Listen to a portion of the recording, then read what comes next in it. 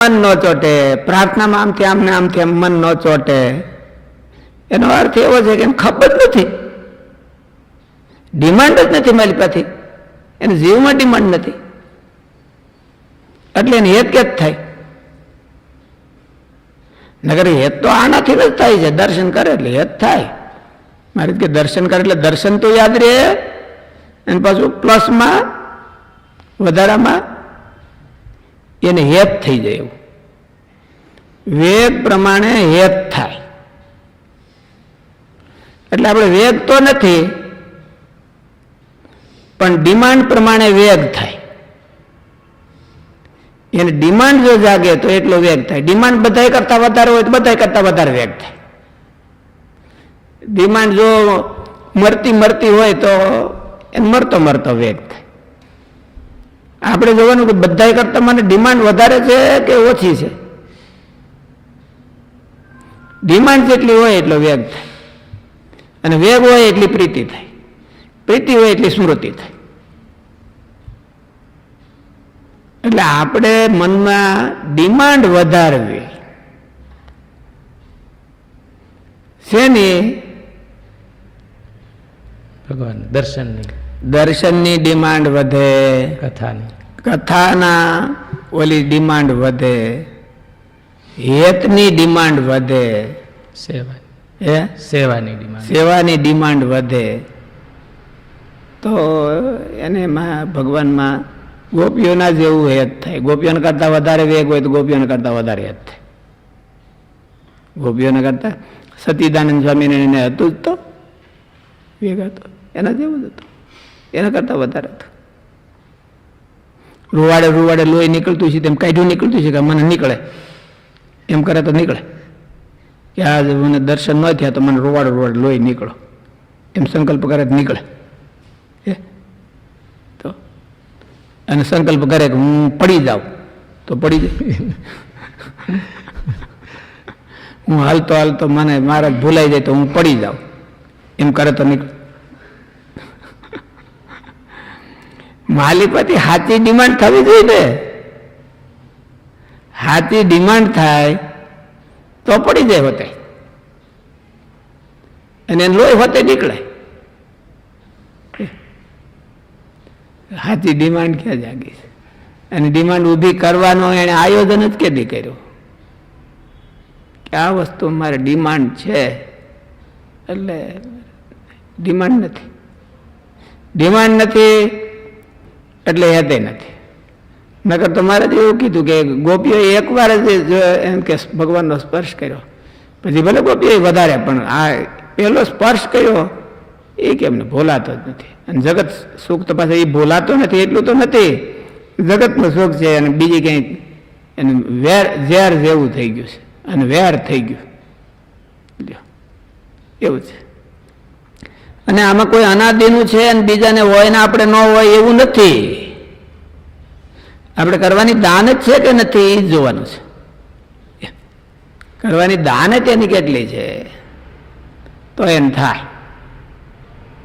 અને મહારાજે આવો ઉપાય ક્યાંય બીજે ક્યાંય ન બતાવ્યો હોય, કોઈ શાસ્ત્રમાં, ભાગવતમાં નહીં, ક્યાંય નહીં, ગીતામાં નહીં, ઉપનિષદમાં નહીં. આવો ઉપાય મહારાજ બતાવી દીધો, અને કેટલો બધો સોલિડ બતાવ્યો. વાંચો તો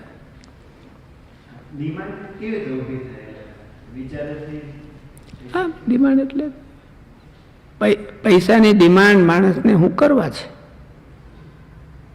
કયો?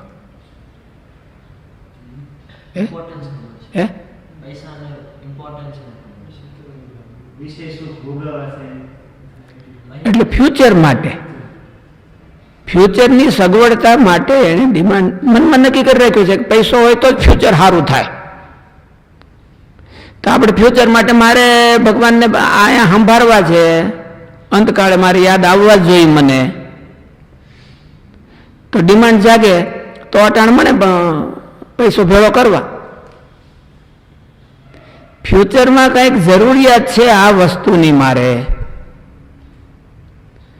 એવું ઊભું કરે, મનમાં સમજે તો ડિમાન્ડ જાગે.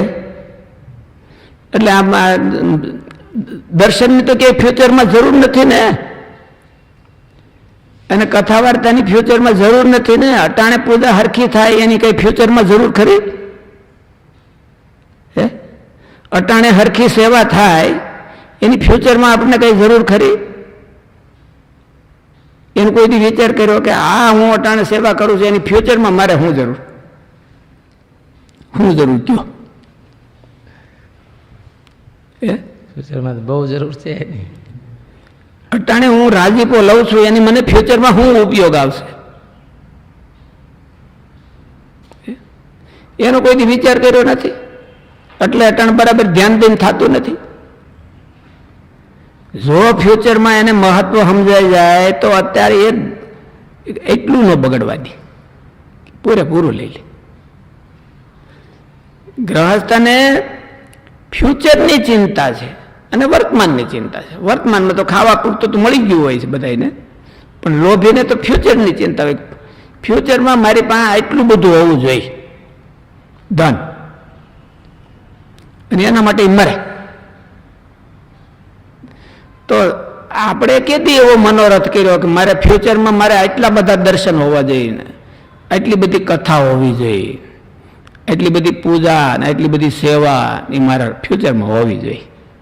હું ધામમાં જાઉં આ દેહ પૂરો થાય તા એટલી હોવી જોઈએ.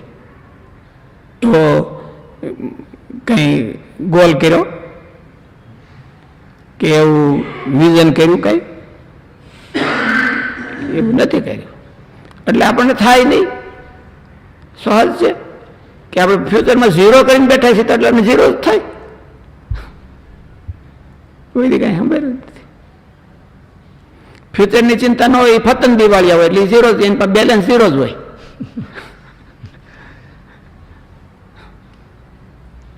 એટલે આપણે તો ફતન દિવાળી અટાણી યાદ કાંઈ છે નહીં એવું કે આપણે કંઈ અંતકાળે યાદ આવે કે જરૂર નથી કાંઈ. અટાણે દર્શન કરી લઈએ, ઠીક છે. અટાણે રૂટિંગ પ્રમાણે દર્શન, કાનૂની સંધ્યા નીકળે.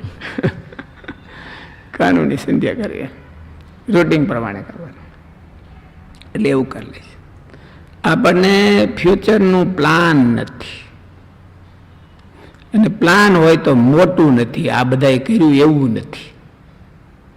ગોપીઓને એકવાર દર્શન થાય ને એને સાંભળે ને મને કેમ ન સાંભળે?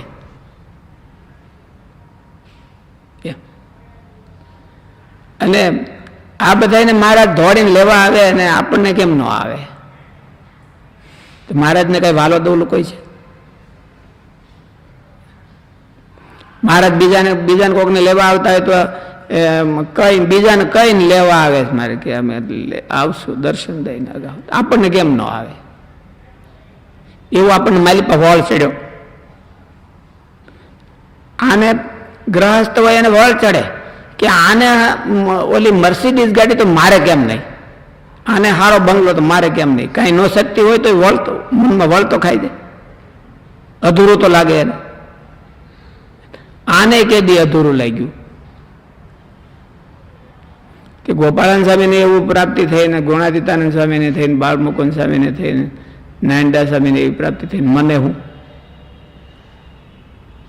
અને કોઈ ભૂખ નથી લાગી. ભૂખ લાગે તો થાય. મહારાજે એવું કીધું અનાદિના તો નથી કાંઈ, કોઈ ઓલું તો છે નહીં. આપણે એનું ઓલું સ્વીચ તો આપણા હાથમાં છે કે કેટલો વેગ કરવો ને કેટલો વેગ ન કરવો, એ તો આના આપણા છે. ભલે એક દી ન થાય તો પછી થાય તો ખરો. મારે કીધું કે વેગ હોય એવું થાય, અને વેગને ડિમાન્ડ હોય એટલો વેગ થાય. તો આપણે ડિમાન્ડ જ નથી, અને ડિમાન્ડ કરવી પડે છે. ડિમાન્ડ કોઈક આપીને આપી જાય આપણને એટલે આ ડિમાન્ડ રાખો, તો એ તો આપણે કંઈ થોડા રાખીએ. આપણે માલિક પાસે જીવમાં ડિમાન્ડ જ નથી, અને જીવમાં ડિમાન્ડ થાય એટલે વેગ થાય. કીડીની ડિમાન્ડ થાય તો કીડી નથી ભાગવા મળતી, કીડીની ડિમાન્ડ થાય તો કીડી ભાગવા મળે હોતે. તો આપણે તો કીડી જેવા જ નથી ને કે આપણે ડિમાન્ડ જ નથી. જીવમાં ડિમાન્ડ નક્કી જ નથી કરી, અને ડિમાન્ડ તો જેટલી નક્કી કરે એટલી થાય. મારે આટલી ડિમાન્ડ છે અને એ થાય. કોઈ એમ કહે કે મારે આ બિલ ગેટ જેવું થવું છે, તો એ ન થાય, કારણ કે એમાં તો પ્રારબ્ધ આડું આવે. પૈસાની ડિમાન્ડ તો સંતાઈ છે, પણ પ્રારબ્ધ નડે જ બધાય. પણ ભગવાનના માર્ગમાં તો ડિમાન્ડ જેટલી કરે એટલી થાય, એમાં તો કોઈ પ્રારબ્ધ નથી કે પ્રારબ્ધમાં હોય એટલી જ ડિમાન્ડ એને મળે ને બીજાને ન મળે. ભગવાનના માર્ગમાં તો એવું નથી, જેટલી કરે એટલી થાય. જેવડી ડિમાન્ડ રાખે એવડું થાય, મળે. એટલો વેગ આવે, અને વેગ આવે તો બધું થઈ જાય. વાંચો ફરીથી.